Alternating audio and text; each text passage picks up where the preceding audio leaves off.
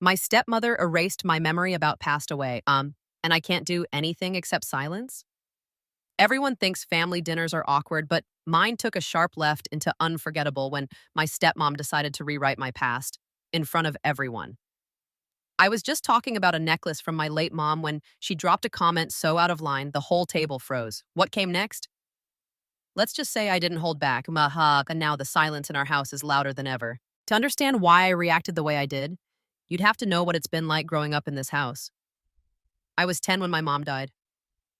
One day she was here, singing in the kitchen, brushing my hair before school, hugging me so tightly I'd pretend to squirm just to make her laugh. And the next, she was gone. No warning, no goodbyes. Just an endless silence that settled over everything like dust on untouched shelves. Losing her didn't just break me, it shattered the only world I knew. After the funeral, people said things like, "You'll heal with time," or "She's watching over you," like those words could ever fill the hollow space she left behind. My dad did his best, I think, but grief made him quiet, distant. He didn't know how to sit with my pain when he was drowning in his own. Then, 2 years later, she came into our lives. Her, my stepmom. I won't pretend I hated her from the start. Honestly, I wanted to like her. I think part of me needed someone to fill the aching space in our home. But it didn't take long to realize she wasn't interested in filling that space. She wanted to replace it entirely. She moved in with a bright smile and a plan. Pictures of my mom quietly disappeared from the living room. Her favorite coffee mug vanished. The necklace, yeah, the one I wear every day now, somehow ended up at the back of a junk drawer until I found it again and wore it like armor. Every time I mentioned my mom, a memory, a joke, even something as small as, "Mom used to love this song," there'd be a shift in her tone. A tight smile, a sudden subject change, like I wasn't supposed to remember. We were civil, sure, polite. I called her by her first name because mom felt like trying to glue together pieces from two different puzzles. She made my school lunches, drove me to practice, asked about my day. All the things you'd expect. But it always felt like she was checking boxes, like she needed credit for every gesture. And if I didn't give it, that's when the coldness would slip through. I never told my dad how it felt, mostly because I didn't think he'd hear it. He was so relieved to have normal back, a partner, a routine, a functioning home, that I don't think he ever questioned what kind of normal it had become for me. So yeah, when I sat at that dinner table surrounded by people smiling and sipping wine like we were one big happy family, and she made that comment, like my mom had done less mothering because she died, something in me cracked. This wasn't just a dinner. It was the latest chapter in a silent battle I've been fighting for years. One where remembering my real mom always felt like an act of quiet rebellion. And in that moment, I decided I wasn't going to be quiet anymore. I decided I wasn't going to be quiet anymore. But that decision didn't come out of nowhere. It had been building for years under the surface every time my stepmom made it clear that remembering my mom made her uncomfortable.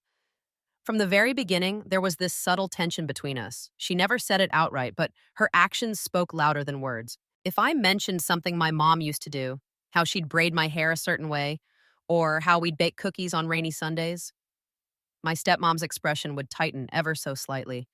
Just enough for me to notice, like it was a competition she didn't sign up for, but was determined to win anyway. I tried to ignore it at first. I told myself I was being too sensitive. After all, she hadn't done anything wrong exactly. But that's the thing. It was never about dramatic outbursts or harsh words. It was the constant undercurrent of discomfort. The way she seemed to flinch when I said my mom instead of mom. The way her voice would go just a bit sharp when I wore something that had belonged to my mother.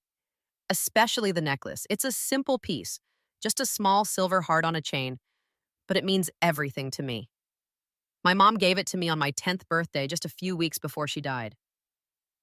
She said, "This is to remind you that no matter where I am, I'm always with you." I've worn it every single day since I found it again, tucked away in a forgotten drawer after my stepmom moved in. And she hated it. She never said that, of course, but I saw the way her eyes lingered on it when I walked into a room. Sometimes she'd comment like, "You sure you want to wear that with this outfit?" Or, "Maybe it's time for something more grown up." Subtle jabs wrapped in concern, but they always landed the same. She didn't want to see it. Not because of how it looked, but because of what it represented. She wanted me to see her as my mom. And to her, the necklace was a barrier. The thing is, I never refused to let her in. I just didn't want to erase someone else to do it. But that was never enough for her. It was like she needed to be the only one. The only mother figure, the only woman I looked up to, the only person who got credit for raising me. And anything that reminded her otherwise, a memory, a photo, a simple piece of jewelry, was treated like a threat. So while the world saw us as a blended family, what I felt was pressure, the kind that makes you question whether it's okay to miss your mom out loud. I got tired of tiptoeing around her insecurity, of walking on eggshells just to keep the peace. Love isn't something you can force, and being a mother, a real one, isn't about competing for a title. It's about showing up with compassion, not keeping score. But my stepmom never understood that. And that necklace, I wore it not just for my mom, but as a quiet promise to myself. I wouldn't let anyone rewrite who she was or what she meant to me. I wore that necklace to dinner without thinking, and just like I always do. I didn't expect it to become the center of attention. But looking back, maybe I should have known. My stepmom has always had a complicated relationship with anything connected to my mom, and that necklace? It's the most visible symbol I carry with me every day. We were out at this nice restaurant, me, my dad, my stepmom, and her parents. It was one of those family bonding dinners my dad tries to organize every few months, where we all pretend things are fine for the sake of appearances. I already felt a little out of place. Her parents are polite enough, but I always feel like I'm being observed, like I'm the almost daughter they never quite accepted as their own. Still, I smiled, made conversation, and kept my hands folded neatly in my lap. Then her mom noticed the necklace. She leaned over slightly and asked, with genuine curiosity, "That's a lovely necklace, dear. Is it new?" I smiled and said, "No, it was my mom's. She gave it to me before she passed. I wear it every day." It was such a simple, honest response, one I'd given dozens of times before, but it was like I'd lit a match and dropped it in the middle of the table. Before anyone else could react, my stepmom cut in with a tone so sharp it made my heart drop. "Well, technically, I'm your mom now. I have done more mothering in the last 8 years than she did in 10. I swear, the air left my lungs. The entire table went silent, like someone had hit pause on the entire evening. Her words hung there, thick and heavy, impossible to ignore. I looked at her, stunned. Did she really just say that? In front of her parents? My dad and me? In that moment, it wasn't just what she said, it was what it revealed. That deep down, she didn't just want a place in my life. She wanted my mother's place, and she was willing to belittle my mom's memory to claim it. I felt my hands shake under the table. Not with fear, but with something hotter, a quiet, burning anger.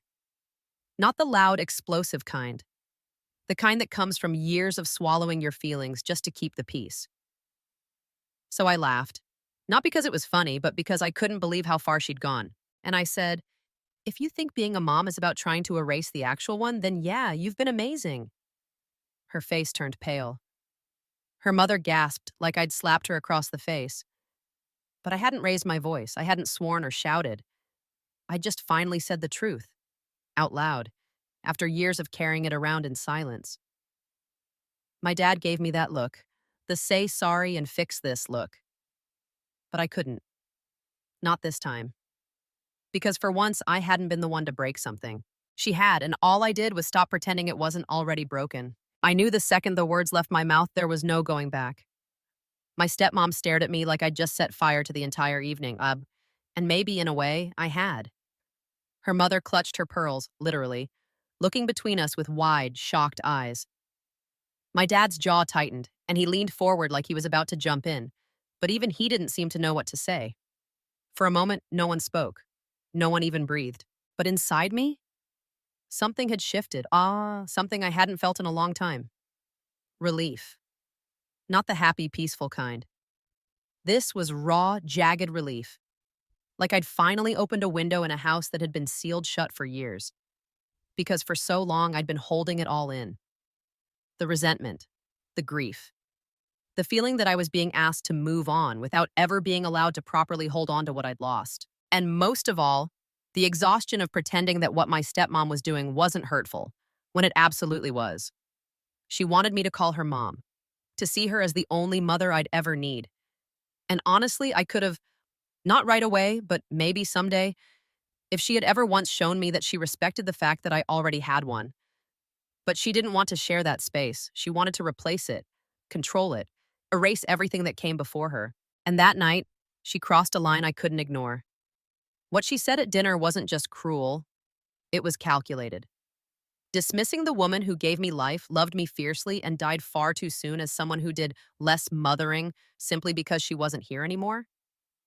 That wasn't a slip up.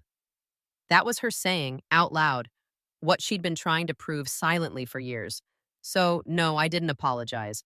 I didn't look down or shrink back into silence. I sat there, spine straight, heart pounding, and let the truth echo in the awkward, painful quiet. Because someone had to say it, and it was long overdue. My dad, after a long pause, finally broke the silence. That was unnecessary, he said. But he wasn't talking to her, he was talking to me. Unnecessary. Like my pain was the problem. Like my truth had made things uncomfortable, not the years of being pushed to pretend my mom never existed. He leaned in and whispered, "You need to be the bigger person. She's just trying to connect." Connect? Is that what that was? No, that wasn't connection. That was conquest. And I was done letting her win by being quiet. So I looked at him and said, just loud enough for everyone to hear, "I'm tired of pretending this is normal. I'm not going to act like my mom never existed just to make someone else feel more comfortable." He didn't respond. But my stepmom did, by going completely silent. Not just for the rest of the dinner, but for the days that followed. The damage was done. But for the first time in years, it didn't feel like I was the one who caused it. It felt like I'd finally stopped bleeding just to keep the peace. The days after that dinner felt strange. Not explosive, not dramatic, just quiet in a way that was almost worse. The kind of quiet where every word feels like it might crack the walls. My stepmom barely looked at me. No passive-aggressive remarks, no fake cheerfulness, no reminders about chores or curfews. Just cold civility, like I was a guest she didn't want in her house. And honestly, I preferred it to the performance we'd been putting on all these years. My dad, of course, couldn't leave it alone. 2 mornings later, while I was pouring cereal, he sat across from me at the kitchen table and said, "You know, she's hurting too." I didn't say anything. I just stared at my spoon and waited for the rest. "She's trying," he continued. "You don't always see it, but she's been trying to be there for you." I looked up, feeling that familiar knot in my chest. "Trying to be there for me or trying to replace her?" I asked quietly. He sighed. That deep, tired sigh that says he'd rather change the subject than deal with the answer. "You need to be the bigger person," he said, like that settled it. "She wants a relationship."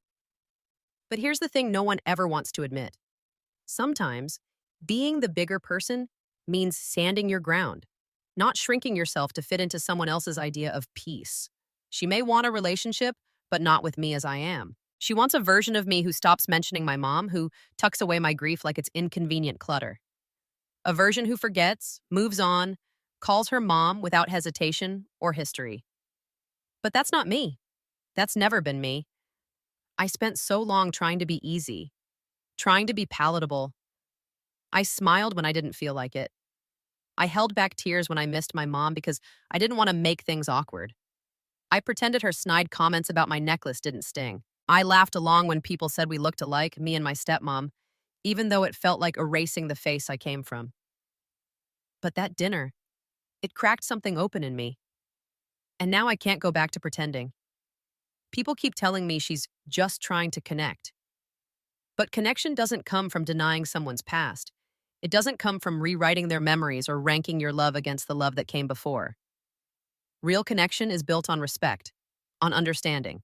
And if she ever truly wanted to connect with me, she would have sat beside me in my grief, not tried to cover it with her own presence. So, no, I'm not going to apologize for speaking the truth, for finally standing up for my mom, for standing up for myself. The silence in the house now? It's heavy, yeah. But to be honest, I can live with that.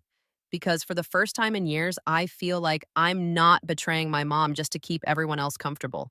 And maybe, just maybe, that's what being the bigger person actually looks like.